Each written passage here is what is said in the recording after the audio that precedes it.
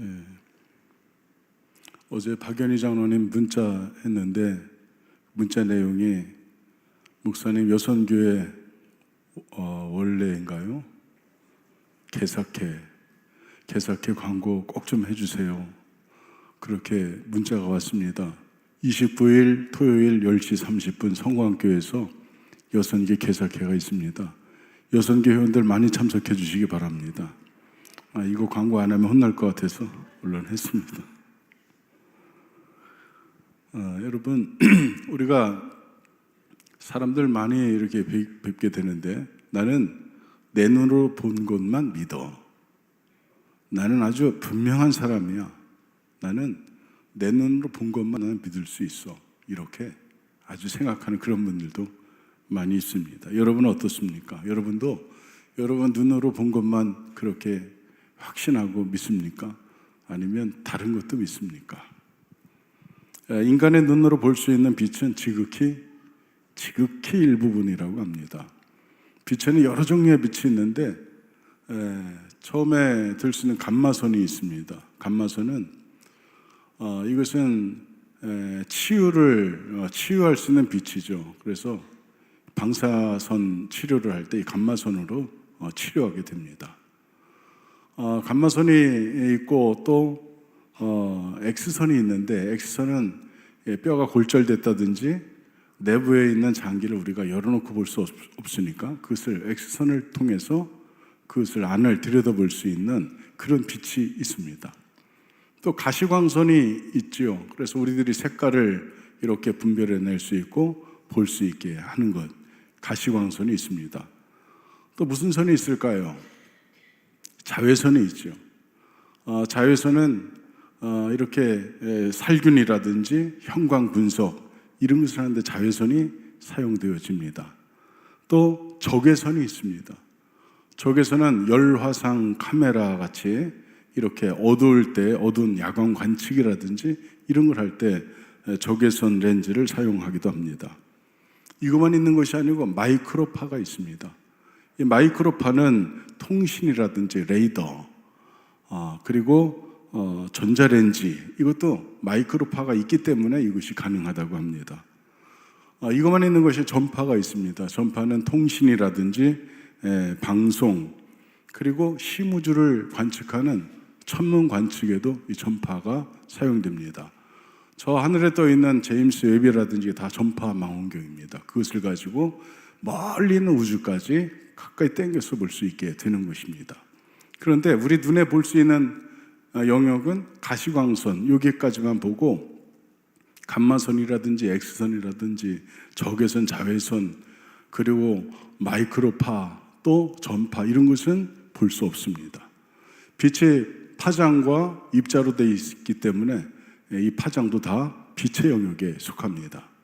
그러니 우리가 이 빛을 생각할 때 우리가 우리의 시야가 얼마나 제한되어 있는지를 깨닫게 되고 그리고 참으로 빛은 우리의 무지와 교만을 일깨워주는 하나님의 교훈이 아닐 수 없습니다. 여러분 빛을 보면서 여러분의 무지와 교만을 일깨우는 그런 여러분 될 수 있기를 바랍니다. 그래서 우리는 빛을 바라보는 눈이 필요합니다. 빛을 볼 수 있는 눈이 필요한데 빛이 없으면 길을 잃어버리고요. 또 무엇을 보느냐에 따라서 인생의 방향이 달라지기도 합니다. 그러니 여러분은 빛을 볼 수 있는 열린 마음이 여러분에게 있기를 간절히 축복합니다. 아멘. 여러분 어제 밤하늘 보셨습니까? 밤하늘을 보면 별들이 총총 떠 있는데 어제 날이 흐려서 별이 없었습니다. 그런데 하늘에는 별이 많이 있습니다. 그런데 이 별들을 볼 때 놀라운 사실이 뭐냐면 어떤 건 100억 년 전에, 어떤 건 10억 년 전에, 어떤 것은 한 달 전에, 어떤 것은 이틀 전에, 어떤 것은 8분 전에 여러분의 눈에 비치는 똑같이 비친 현재 모양인데 그것이 사실은 모두 과거입니다. 다 과거입니다. 우리가 태어나기 전부터 이미 출발해서 온 빛도 있습니다. 그러나 이 광활한 우주 안에 우리는 현재라고 생각하는데 아니요. 100억 년 전 것도 있고 20억 년 전 것도 있고. 그러니 여러분의 눈에 비치는 현재는 현재가 아니고 다 과거입니다. 그러니 우리 빛이라고 하는 것과 이 광대한 우주라고 하는 것이 우리를 얼마나 무력하게 만드는지 모릅니다. 그러나 여러분 한번 여러분 스스로 마음을 열고 그 모든 빛을 한번 마음으로 받아들일 수 있기를 간절히 바랍니다. 여러분 정작 두려운 것은 빛이 없는 밤이 아니라 빛을 볼 수 없는 마음입니다. 자연의 밤은 아침이 오면 물러가지만 마음의 밤은 스스로 눈을 뜨지 않으면 어둠은 떠나가지 않습니다. 그러므로 우리에게 필요한 것은 빛을 바라볼 수 있는 열린 눈이 필요한 것입니다. 여러분의 눈이 열릴 수 있기를 주님의 이름으로 축복합니다. 예수 그리스도께서 이 세상의 빛으로 오셨는데 중요한 것은 그 빛을 바라보는 눈이 있는가 없는가입니다. 오늘 본문에서 예수님께서는 내 몸의 등불은 눈이라 이렇게 말씀하셨습니다. 내 눈의 등불은 눈이라. 아멘. 이 말씀은 육체의 눈에 관한 말씀이 아니고 상황과 사건을 바라보는 관점 또는 진리를 받아들이는 마음 그리고 하나님의 뜻을 분별하는 영적인 시선에 관한 말씀입니다. 여러분에게 이런 주님께서 이 말씀을 전하셨는데 이 말씀을 전하셨던 당시의 정치적 상황은 우리가 아는 대로 이스라엘이 로마의 압제 아래서 식민지 생활을 하고 있었습니다. 종교적으로는 여러 전통과 규례가 사람들의 삶을 완전히 묶어놓고 있었던 그런 시대였습니다. 이런 상황 아래서 유대 백성들은 누구를 기다렸냐면 메시아를 기다린 것입니다. 그리스도를 그들은 기다렸습니다. 그러나 그들은 하나님께서 보내시는 메시아를 자기가 원하는 방식으로 확인하고 싶어 했습니다. 여러분이 원하는 메시아는 어떤 메시아입니까? 여러분이 원하는 그리스도는 어떤 그리스도입니까? 돈을 많이 벌게 해주는 그리스도를 원합니다. 손 들어야 되는데 안 드네. 질병을 치유하시는 그리스도를 원합니다.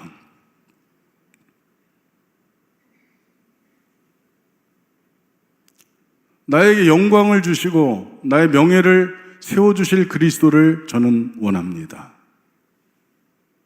나에게 권력을 주시는 그리스도를 나는 원합니다.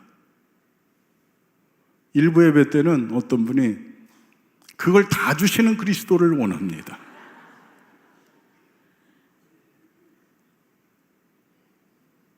여러분 솔직하게 여러분 우리들에게 일상에 필요한 돈을 주시는 그리스도, 건강을 주시는 그리스도, 나에게 명예를 주시는 그리스도, 나에게 권력을 주시는 그리스도, 이런 그리스도가 필요치 않겠습니까?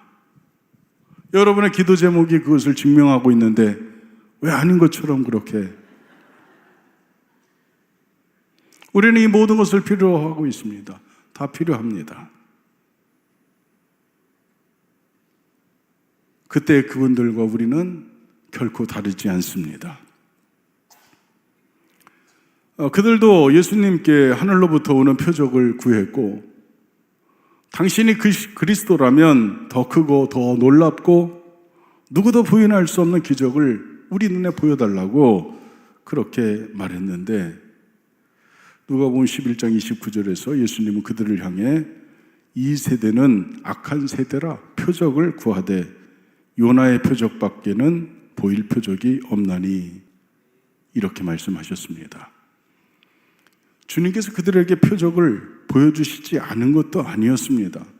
주님께 다가오는 모든 병자를 주님께서 고쳐주시고 그리고 악한 귀신에 눌려서 비참한 삶을 살고 있는 이들에게 그 귀신을 쫓아주시고 그에게 정말 복된 삶을 주셨습니다. 하나님 나라를 선포하시고 영원한 하나님 나라가 어떤 나라인지 주님께서는 알려주셨습니다. 이 모든 사건이 이미 충분한 표적이었습니다. 그런데 문제는 그들에게는 빛을 바라보는 눈이 열리지 않았다는 것입니다. 그들에게 보여진 예수는 요셉의 아들이었고 마리아의 아들이었고 그리고 가난한 목수였고 연한 땅에서 나온 마른 땅에서 나온 연한 풀 같아서 고운 모양도 풍채도 순모할 만한 그 어떤 것도 없는 그냥 청년 예수였습니다. 그 예수를 볼 수 있는 눈이 그들에게 열리지 않았습니다. 그래서 병을 고쳐주고 귀신을 몰아내주고 하나님 나라를 그렇게 전했음에도 불구하고 그들의 눈에는 그분이 인생의 등불 그리스도로 보이지 않았던 것입니다. 그래서 주님께서는 요나의 표적을 말씀하신 후에 이어지는 오늘 본문에서 바로 등불과 눈에 관해서 가르쳐 주신 것입니다. 오늘 본문의 핵심은 빛은 이미 등경 위에 놓여 있다. 이제 너희가 어떤 눈으로 그 빛을 바라보는지 너희 자신을 살펴보라는 말씀입니다. 아멘. 빛은 이미 등경 위에 있습니다. 이제 너희가 어떤 눈으로 그 빛을 바라보는지 너희 자신을 한번 살펴보라는 것입니다. 여러분에게 열린 눈이 있기를 간절히 바랍니다. 주님의 진리를 볼 수 있는 눈이 여러분에게 있기를 간절히 축복합니다. 당시 가정에서 사용하던 등불은 아주 작은 토기 등잔이었습니다. 보이시죠? 제 손에 있는 이 작은 토기 등잔이 있는데 이게 유대 사회에서 일반적으로 사용되었던 가정에서 사용되었던 등잔입니다. 어제 갔다 온 건 아니고 10년 전에 성지순례 때 가서 이 토기를 하나 사왔습니다. 등잔입니다. 이 안에 작은 등잔 안에 여기에 감람료, 올리브유를 담고 그리고 이 심지에 불을 붙이면 빛이 여기서 불빛이 이렇게 비춰져서 이걸 등경 위에 이렇게 올려두면 방안을 환하게 비치게 됩니다. 아주 작습니다. 왜 이렇게 작으냐 하면 이 등잔에 들어간 이 감람료 요 양을 가지고 한 밤을 지낼 수 있는 양 요만큼입니다. 그래서 등잔이 요만합니다. 이게 마술램프는 아닙니다. 문질러도 소용없습니다. 이것이 등잔입니다. 아주 작습니다. 등잔 하나의 크기는 이렇게 작지만 이것을 등경 위에 올려놓으면 방 전체를 밝힐 수 있습니다. 예수님은 사람들을 매일 일상에서 사용하는 등잔을 하나 들어서 인간의 내면과 영혼을 설명하셨습니다. 작고 평범한 등잔불로 영원한 진리인 인생의 등불을 보여주신 것입니다. 다시 말해서 예수 그리스도가 여러분 인생의 등불인 줄 믿습니다. 첫째, 인생의 등불은 예수 그리스도. 여러분의 인생의 등불은 예수 그리스도입니다. 누가복음 11장 33절에 보면 누구든지 등불을 켜서 속에나 말 아래에 두지 아니하고 등경 위에 두나니 이는 들어가는 자로 그 빛을 보게 하려 함이라. 아멘. 등불을 켜서 속에나 말 속에 두지 않고 등경 위에 올려놓는다. 이유가 있습니다. 들어가는 자로 그 빛을 보게 하려 함이라. 아멘. 여러분 어릴 때 이렇게 요즘은 방 한 칸에 몇 명씩 삽니까? 방 한 칸에 몇 명씩 살아요? 방 두 칸에 몇 명 살아요? 방 한 칸에 한 명씩 살죠. 많으면 둘. 그런데 저희들 어릴 때는 방 한 칸에 하나 둘만 사는 게 아니고 여럿이 살았습니다. 그래서 깜깜한 밤에 저 바깥에 마당 끝에 갔다가 오면은 잘못하면 밟아요. 그래서 자다가 밟혀서 깨는 경우가 종종 있습니다. 그런데 빛이 있으면 디딜 수 있는 곳을 볼 수 있게 됩니다. 아멘. 그래서 어두운 방에 들어올 때 그때 빛이 필요한 것입니다. 여러분 안에 등불이 있기를 간절히 바랍니다. 여기 등불로 번역되는 헬라어는 리크노스인데 이것이 리크노스입니다. 리크노스인데 리크노스는 빛 자체가 아니고 빛을 담아 비추는 등잔을 의미합니다. 등잔의 목적은 자기 자신을 장식하는 것이 아니라 주변을 밝히는 데 목적이 있는 것입니다. 아멘. 여러분도 리크노스가 되기를 바랍니다. 여러분 자신을 위해서가 아니라 주변을 위해서, 주님의 영광을 위해서 존재하는, 주의를 밝힐 수 있는 그런 리크노스가 될 수 있기를 간절히 바랍니다. 등잔은 자기 자신을 위해서 타지 않습니다. 자신을 태워서 다른 이가 길을 찾도록 도와주는 것을 합니다. 등잔은 어둠 속에서 길을 내주는데, 등잔은 소리내지 않고 조용히 그냥 빛만 내고 있는 것입니다. 여기에 길이 있다, 이쪽으로 걸어오라는 분명한 메시지를 이 빛이 전해주는 것입니다. 하나님께서는 생명의 빛을 속에 감추지 않으셨습니다. 예수님을 역사 한가운데 보내셨고, 십자가와 부활을 통해서 구원의 빛을 등경 위에 높이 드셨습니다. 요한복음 8장 12절에 보니까 나는 세상의 빛이니 나를 따르는 자는 어둠에 다니지 아니하고 생명의 빛을 얻으리라. 나를 따르는 자는 어둠에 다니지 않고 생명의 빛을 얻을 것이다. 이렇게 주님께서 말씀하셨습니다. 아멘. 그분은 영혼을 비추기 위해서 십자가에 달리셨고, 십자가에 올려놓으신 리크노스 등잔이었습니다. 여러분도 예수 닮기를 간절히 원합니다. 어떻게 하면 나를 높일까 이 생각하지 말고 주님을 높일 수 있기를 간절히 바랍니다. 예수님은 빛을 설명하시는 분이시면서 동시에 예수님 자신이 빛이셨습니다. 주님은 길을 가르쳐 주시는 분이시면서 동시에 우리가 걸어가야 할 유일한 길이 되셨습니다. 진리를 말씀하시는 분이면서 그분 자신이 진리였습니다. 생명을 약속하시는 분이시면서 그분 자신이 이미 영원한 생명이었습니다. 그래서 우리는 그분을 길이요, 진리요, 생명이라고 우리는 고백하는 것입니다. 여러분 모두가 길이요, 진리요, 생명이신 예수 그리스도를 인생의 등불로 삼을 수 있기를 축복합니다. 인간은 자신의 지혜로 등잔을 만들 수 있다고 생각했습니다. 그래서 학문을 많이 쌓았는데 학문이 우리의 시야를 넓혀주는 데는 보탬이 되었지만 인생의 등불은 되지 못했습니다. 여러 가지 경험이 판단을 성숙하게 했고 오류를 많이 줄여주었지만, 그러나 경험으로 인생을 살 수 있는 것은 아닙니다. 철학은 인생의 질문을 깊게 했습니다만은, 그러나 인간의 죄 그리고 죽음을 넘어 영원한 생명으로 인도하는 빛은 오직 예수 그리스도에게서 나오는 줄 믿습니다.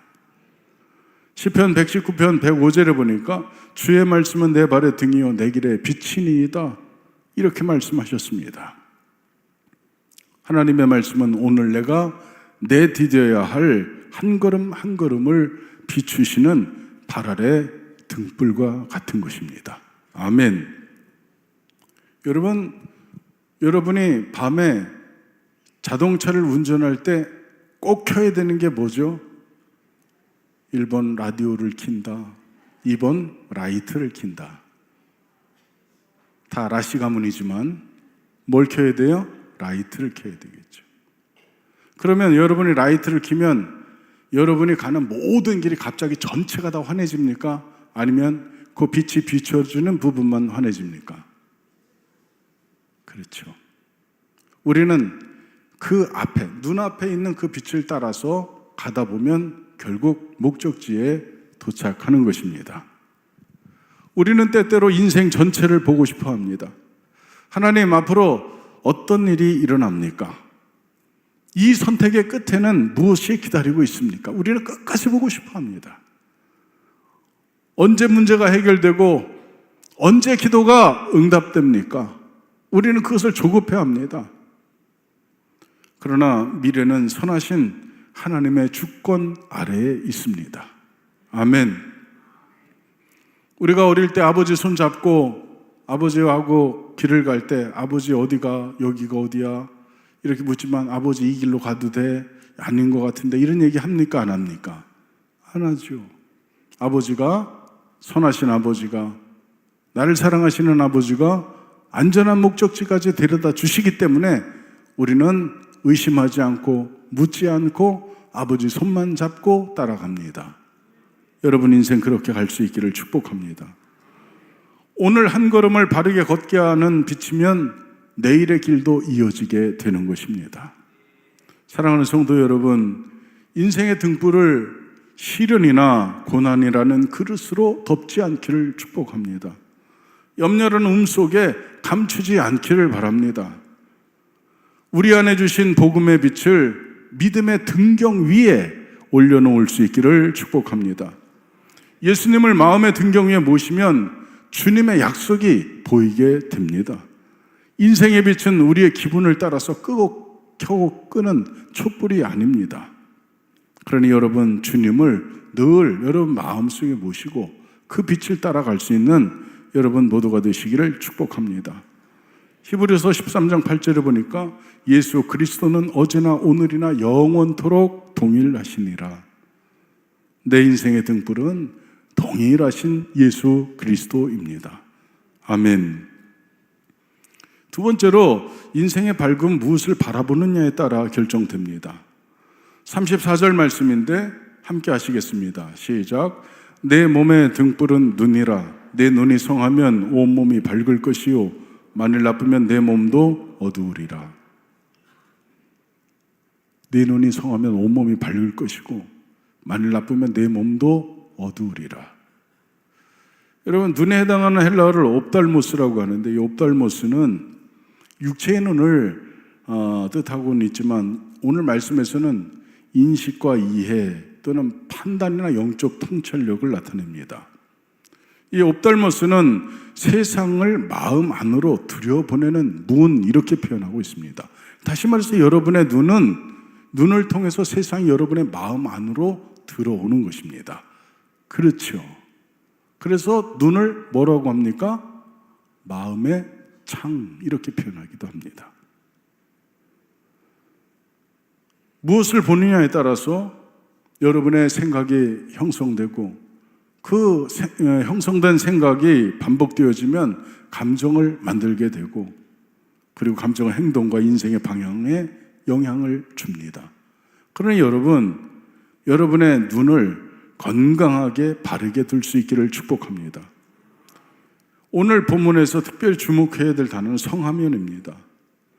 이 성화면이라고 하는 단어는 나누어지지 않는다, 순수하다, 관대하다, 아낌없이 베풀다 이런 의미를 가지고 있는데 따라서 눈이 성화면이라고 하는 본문의 의미는 하나님을 향한 마음이 나누어지지 않고 진리를 순수하게 받아들이며 이웃을 선하고 넉넉한 시선으로 바라보는 상태를 눈이 성하면 이런 상태를 말하고 있습니다. 아멘. 여러분의 마음이 세상과 하나님을 겸하여 섬기는 나누어진 마음이 되지 않기를 축복합니다. 오직 주님을 인생의 등불로 삼고 아멘. 진리를 바라볼 때는 순수한 마음으로 그대로 그 진리를 받아들일 수 있기를 바랍니다. 아멘. 또 이웃을 볼 때는 선하고 넉넉한 시선으로 바라볼 수 있기를 간절히 바랍니다. 빛이 눈을 통하여 몸 안으로 들어온다고 했는데 그런데 시선이 잘못되면 밝은 세상 속에서도 어두운 인생을 살 수밖에 없습니다. 그러니 여러분의 시선이 바르기를 축복합니다. 민수기 13장에 보면 12명의 정탐꾼을 가데스 바네아에서 모세가 가나안 땅으로 파견했습니다. 12명을 파견했는데 이들이 본 것은 똑같은 장소, 똑같은 성벽, 그리고 네피림의 후손 아낙 자손의 대장부들 그들 다 똑같이 봤습니다. 또 같은 포도송이를 같이 어깨에 메고 돌아온 사람들입니다. 그러나 10명의 정탐꾼은 상황이나 현실만 봤지 갈렙과 여호수아처럼 하나님의 약속을 중심에 두지 않았습니다. 현실이 달랐던 것이 아니고 바라본 현실은 같았는데 10명은 자신과 비교했고 여호수아와 갈렙은 하나님의 약속을 수용해서 그것으로 보았습니다. 아멘. 그러면 여러분의 인생 가운데도 문제가 있다면 하나님을 꼭 그 안에 대입해 보시기를 축복합니다. 하나님의 은혜, 하나님의 언약, 하나님의 능력을 그곳에 두고 그것을 볼 수 있기를 간절히 바랍니다. 그래야만 우리는 바르게 보는 것입니다. 믿음은 현실 속에 함께 계시는 하나님을 발견하는 눈입니다. 그러나 여러분의 현실 속에 하나님은 함께 계시는 줄 믿고 하나님을 바라보는 눈이 그것이 믿음인데, 그러니 여러분 그 눈을 가지고 상황을 볼 수 있기를 바랍니다. 그래서 눈은 해석의 렌즈라고 생각할 수 있습니다. 사람은 눈으로만 보는 것이 아니라 사실은 마음으로 보는 것입니다. 똑같은 것을 보는데 마음이 있느냐 없느냐에 따라서 보이기도 하고 보이지 않기도 합니다. 두 사람이 막 뛰어갔습니다. 두 아이가 뛰어갔는데 한 아이는 다른 집애고 두 번째 뛰어간 애는 우리 집애입니다. 자, 첫 번째 아이가 뛰어갔습니다. 눈에 보일까요? 안 보일까요? 눈에는 보였는데 그 안에 정확한 것이, 디테일한 것이 보일까요? 안 보일까요? 안 보이죠. 마음이 없으니까. 그런데 두 번째 아이가 지나갑니다. 내 아이입니다. 그러면 보일까요? 안 보일까요? 왜 쟤 저 옷을 입었어? 야, 저 머리가 저게 뭐야? 단추를 어짱 걷네. 이게 보이는 거죠. 관심입니다. 마음이 있어야, 눈에 보인다고 다 보이는 것이 아니라 마음과 눈이 함께 있어야 비로소 보이는 것입니다. 우리 교회는 여러분 서로가 그런 마음과 눈을 함께 갖고 볼 수 있는 그런 관계가 될 수 있기를 간절히 축복합니다. 표정이 어둡구나. 문제가 있네. 눈빛이 흐리다. 어려움이 있나 보다. 어깨가 떨어졌네. 힘든 일이 있구나. 우리가 이렇게 아주 마음과 눈을 함께 사용해서 볼 수 있기를 축복합니다. 아멘. 그냥 옆에 누가 앉았나 보다, 그것이 아니고 옆에 앉아있는 사람을 보는 거죠. 여러분 속회가 그럴 수 있기를 바랍니다. 고난과 어려움을 읽어주고 함께 아픔을 나눠주고 함께 울어주고 함께 웃어주고 내 문제를 놓고 자기 문제처럼 기도해주고, 이런 속회에 누가 떠나겠습니까? 이런 속회는 모이게 되는 거죠. 아멘. 여러분 마음과 눈이 함께 있는 그런 교회가 될 수 있기를 간절히 축복합니다. 눈은 사물의 겉을 보지만 마음은 그 속에 숨은 뜻을 봅니다. 그래서 눈을 뜨고도 보지 못한 것을 눈 감고 더 깊이 볼 수 있기도 합니다. 하나님의 일을 이루기 전에 먼저 하나님께서 우리의 시선을 새롭게 하시는 이유가 여기에 있습니다. 주님께서 주의 성령으로 여러분 가운데 임재하셔서 여러분의 시선을 새롭게 해주시기를 간절히 축복합니다. 여러분은 무엇을 바라보고 있습니까? 바라보는 것, 여러분 주님을 통해서 볼 수 있기를 간절히 축복합니다. 세 번째로, 주님의 빛은 내면을 밝히고 세상을 비추어야 합니다. 주님의 빛이 여러분을 먼저 밝히고 밝아진 여러분이 세상을 밝힐 수 있기를 간절히 축복합니다. 누가복음 11장 35절로 36절로 보면, 그러므로 내 속에 있는 빛이 어둡지 아니한가 보라. 내 온몸이 밝아 조금 더 어두운 데가 없으면 등불의 빛이 너를 비출 때와 같이 온전히 밝으리라. 아멘. 여기서 보라라고 하는 말은 스코페이라고 하는 말인데, 잠깐 쳐다본다는 의미보다는 주의 깊게 살피고 계속 깊이 성찰한다, 그런 의미를 가지고 있습니다.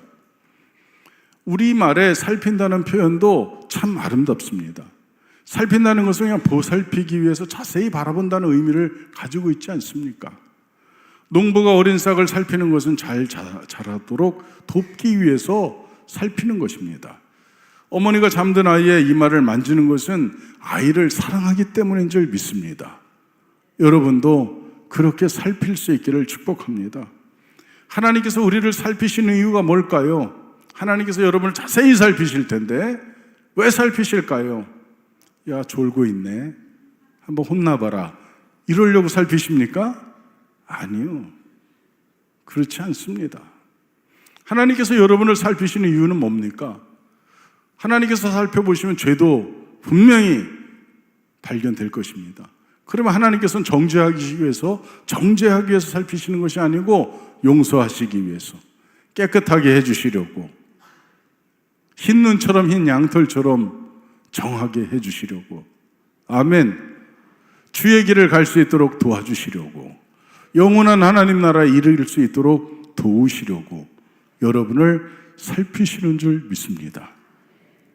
하나님께서 여러분을 살피시는 것 바로 그것입니다. 더욱 밝고 더 복되게 살아가도록 인도하시기 위해서 하나님은 여러분을 살피시는 줄 믿습니다. 여러분, 주님께서는 여러분의 영혼 구석구석을 밝혀주시고 빛으로 충만한 삶을 주실 것입니다. 주님의 빛이 여러분의 모든 영역을 비추어 주시기를 간절히 축복합니다. 이 시간 주님께서 여러분의 상처를 비추어 주셔서 치료해 주시기를 원하고, 아멘, 크게 하시기 바랍니다. 여러분의 상처를 비추셔서 치료해 주시기를 원하고, 두려움을 비추셔서 담대한 믿음을 주시기를 원하고, 절망을 비추어 다시 일어설 수 있는 소망을 주시기를 간절히 축복합니다. 아멘. 등잔불 하나만 집에 들어와도 어둠이 사라집니다. 어둠을 몰아내기 위해서 싸우고 큰 소리 낼 필요 없습니다. 작은 불꽃 하나면 충분합니다. 여러분 안에 성령께서 임재하시면 그것으로 되는 것입니다. 아멘. 그 안에 있는 지혜, 그 안에 있는 능력, 그 안에 있는 무수한 은혜, 은사, 이것이 여러분의 인생을 바꿀 줄 믿습니다. 마태복음 5장 16절을 보니까 이같이 너희 빛이 사람 앞에 비치게 하여 그들로 너희 착한 행실을 보고 하늘에 계신 너희 아버지께 영광을 돌리게 하라. 주님께서 이렇게 말씀하셨습니다. 빛은 자신을 드러내기 위해서 있지 않습니다. 빛을 통해서 하나님을 볼 수 있게 만드는 것입니다. 아멘. 여러분이 선한 삶을 살아야 되는데 여러분이 선한 삶을 사는 이유가 뭡니까? 여러분이 선한 삶을 사는 이유는 여러분의 의를 새기는 간판이 아닙니다. 그것은 하나님께로 인도하는, 많은 사람들을 하나님께로 인도하는 이정표가 돼야 되는 것입니다. 내 의가 아니라 주님의 의를 우리는 드러내야 하겠습니다. 우리 교회는 누구만 드러나면 됩니까? 오직 예수만 드러나면 됩니다. 아멘. 누구도 드러날 필요 없습니다. 오직 예수 그리스도, 그분만 드러나면 되는 것입니다. 여러분의 선한 삶, 착한 행실, 그것이 여러분의 의가 아니라 하나님의 영광, 구원을 위해서 사용되어질 수 있기를 간절히 원합니다. 작은 등잔 하나가 온 방을 환하게 밝히듯이 여러분 안에 임한 그런 성령의 빛, 예수 그리스도의 사랑, 예수 그리스도의 겸손, 이것이 이 땅을 밝힐 줄 믿습니다. 만약 여러분 한 사람이 바뀐다면 여러분 가정이 따뜻한 가정으로 바뀔 줄 믿습니다. 한 가정이 바뀌면 우리 교회가 바뀌고요, 우리 교회가 바뀌면 이 지역이 바뀌고, 이 지역이 바뀌면 이 나라 이민족이 바뀌고, 이 나라 이민족이 바뀌면 세계 열방이 바뀔 줄 믿습니다. 여러분 모두가 그런 꿈을 가질 수 있기를 주님의 이름으로 축복합니다. 여러분 모두가 거대한 태양이 될 수는 없습니다. 그렇지만 하나님께서 우리 각자에게 맡겨주신 자리에서 우리는 작은 등불은 될 수 있습니다. 그러니 여러분, 등불을 켜고 살아갈 수 있기를 축복합니다. 인생의 등불은 오직 예수입니다. 그러니 모두 예수 그리스도를 등불로 삼아서 여러분도 비추시고 밝아진 여러분이 온 세상을 비출 수 있기를 주님의 이름으로 축복합니다. 기도하시겠습니다.